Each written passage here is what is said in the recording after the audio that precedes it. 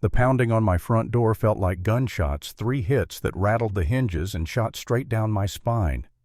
When I opened it, 2 police officers stood there, cruiser lights spinning across my porch and behind them. Karen Mitchell.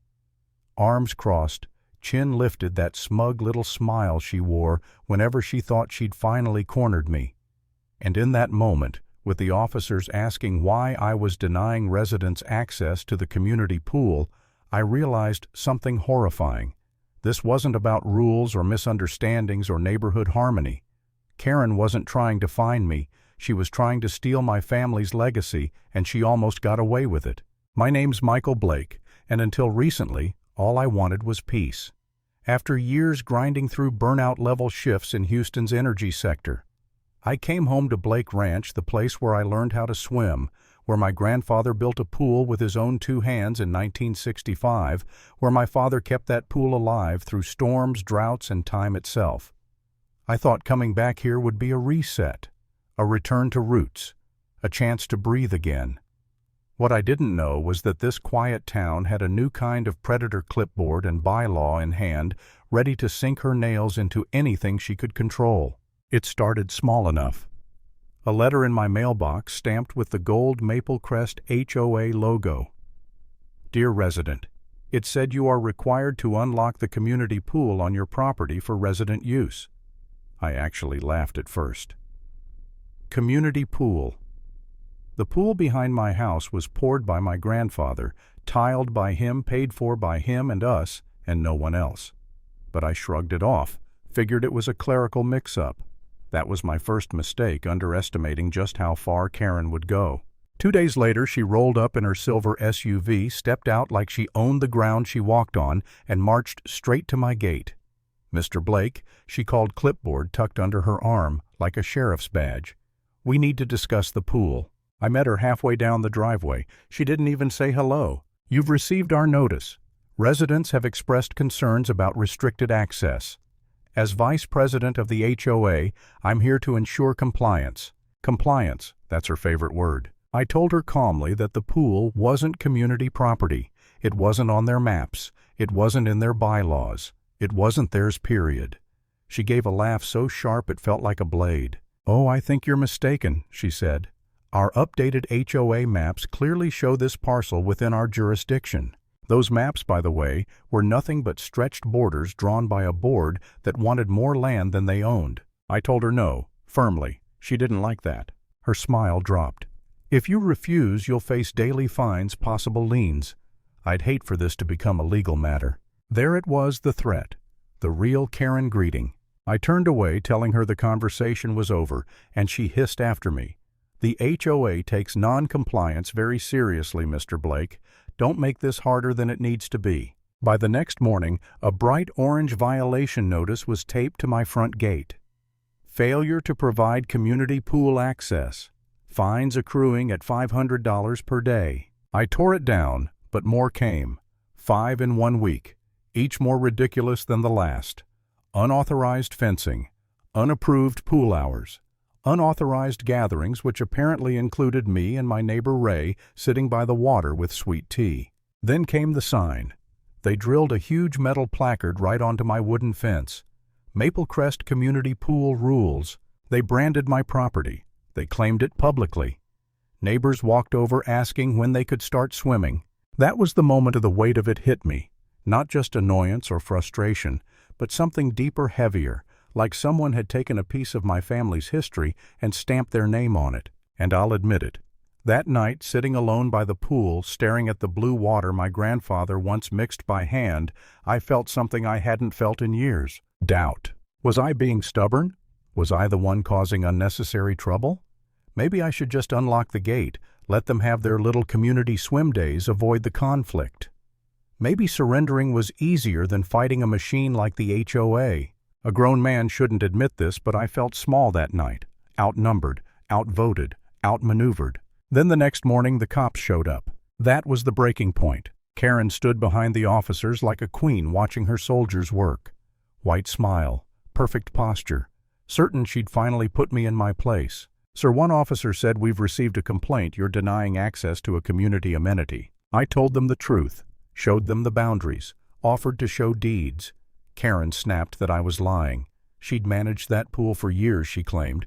She'd even collected fees for it. One officer raised an eyebrow at that. "You charged residents for a pool you can't prove you own." Karen's face twitched. "They walked the property with me, saw the private fence, saw the land layout, and admitted it didn't look anything like an HOA pool. They filed it as a civil dispute. They warned Karen to stop calling unless she had proof. But the way she glared at me as she left, that told me she wasn't done. And I knew I couldn't keep dealing with this alone. So I called someone who didn't scare easily. My old college friend, now environmental attorney Emma Porter. When I told her what happened, she didn't even pause. "Michael, that's fraud. They're trying to intimidate you into surrendering property. Start collecting everything. Documents, photos, anything with dates." She arrived that weekend with a legal mind sharp enough to cut through reinforced steel. My neighbor Ray brought a shoebox of yellowed newspaper clippings, old articles from the 60s, showing my grandfather standing beside the freshly built pool, proud as could be. Those pictures, God, those hit me harder than any HOA notice ever could. Emma organized everything on my dining table like we were preparing for trial, but she wasn't done. She dragged me to the county records office and pulled certified plats proving Maple Crest HOA never had and never would have authority over my land. That alone would have been enough to stop most people. But not Karen, because this wasn't about pool access. This was never about residents wanting a place to swim. Ray found a glossy flyer in his neighbor's mailbox. Maple Crest Phase 2, Luxury Expansion. It showed tennis courts, a fitness center, manicured lawns, and dead center my pool. Photoshopped, marketed, sold, and investors were already writing checks. Karen wasn't lording over a rule book, she was running a racket, selling land the HOA didn't own, using my pool as bait. Anger is too weak a word for what I felt in that moment. This wasn't petty HOA nonsense anymore. This was theft, calculated, profitable. And she was betting on me being too worn down to fight. She miscalculated. The next HOA meeting was a circus. Karen stood at the podium presenting the Phase 2 plan, calling my pool an existing community amenity. Investors sat in the back nodding.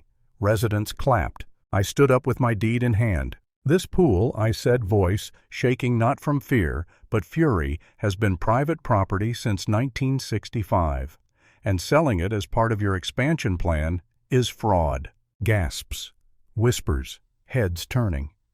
Emma stepped beside me, laying the county maps on the table so hard they slapped. Every lie Karen told cracked open under fluorescent lights. Her smile broke first, then her voice. But the real war was fought in court. Karen brought an attorney, a slick, polished man named Holloway who tried to twist historical use into ownership.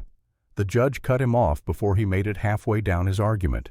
"Do you have a deed?" the judge asked. "No, Your Honor, but..." "The law requires ownership, not assumptions. Continue."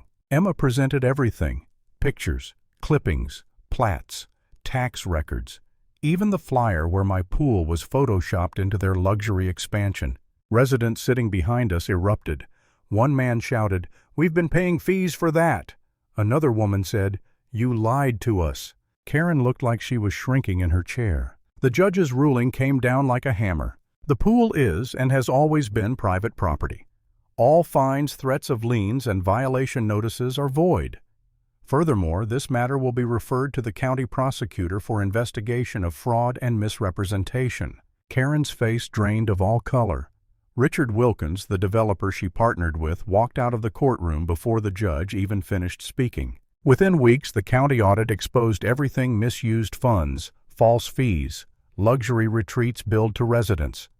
HOA members resigned, investors sued, neighbors rebelled, and Karen, the woman who once strutted around the neighborhood like she owned every blade of grass, now avoided even stepping outside.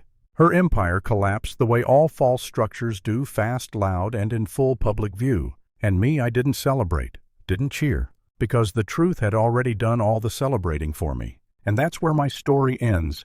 Right at the moment, her power finally crumbled, and the legacy she tried to steal stood untouched, stronger than ever. Some battles are loud, some are ugly, but some remind you exactly what's worth fighting for. And here's the lesson I learned the hard way when someone tries to rewrite your history.